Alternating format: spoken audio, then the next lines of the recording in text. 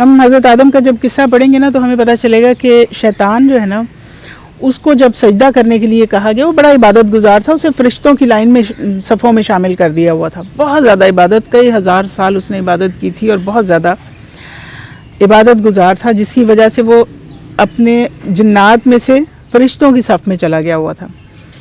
لیکن جب اسے سجدہ کرنے کے لیے کہا گیا تو اس نے اپنی تخلیق کے اوپر فخر کیا، حالانکہ اللہ کا حکم تھا کہ تم سجدہ کرو، تو اس نے سجدہ نہیں کیا اور اس نے فخر کیا اپنی تخلیق کے اوپر۔ حالانکہ فخر کس بات پہ، اللہ نے اسے بھی تخلیق کیا، آگ سے کیا ہے یا آدم کو مٹی سے کیا ہے، تو اللہ نے کہا سجدہ کرو تو اس نے سجدہ نہیں کیا، تو وہ ان میں سے شامل ہو گیا جو انکار کرنے والے ہیں۔ تو یہ جو شیطان ہے مختلف، اس کی دیکھیں یہ جس طریقے سے اس نے نبی پہ حملہ کیا ہے، یا اس نے ان پہ حضرت ہاجرہ پہ حملہ کیا ہے، یا حضرت اسماعیل وہ بھی نبی تھے ان پہ بھی حملہ کیا ہے کہ اس کے کہنے کے مطابق وہ عمل کریں، تو اس کی پاور جو ہے نا اس کو ہم امیجن نہیں کر سکتے۔ اس نے اللہ تعالیٰ سے ٹکر لی ہوئی ہے، اللہ تعالیٰ کے ساتھ اس نے نافرمانی کر کے اور مہلت لی ہوئی ہے ہمارے لیے۔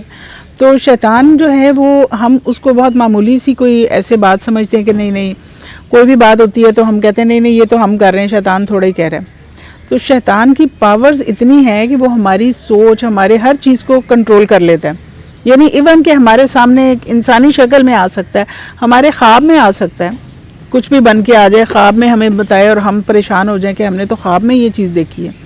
تو اس کی پاورز تو بہت زیادہ ہیں اور قیامت تک کے لیے اس کو مہلت ملی ہوئی ہے، وہ ہمارے اوپر کر رہا ہے اٹیک، کسی طرح سے ہمیں بھٹکا کے وہ لے جائے اپنے رستے پہ۔ تو شیطان کی جو بیسیکلی تو وہ نافرمان وہ جو تھا، اب اس کی بھی آگے نسل چل رہی ہے نا۔ حساب دیکھیں ہمیشہ اختیار کے اوپر ہوتا ہے، اگر کسی کو اختیار نہ ہو تو انسان کہے گا میں تو مجبور تھا، تو جتنا اختیار ہے اسی کا حساب ہے نا۔ تو جنات کو بھی اللہ تعالیٰ نے خلق کیا ہے اور وہ بھی اسی طرح سے گرو کر رہے ہیں۔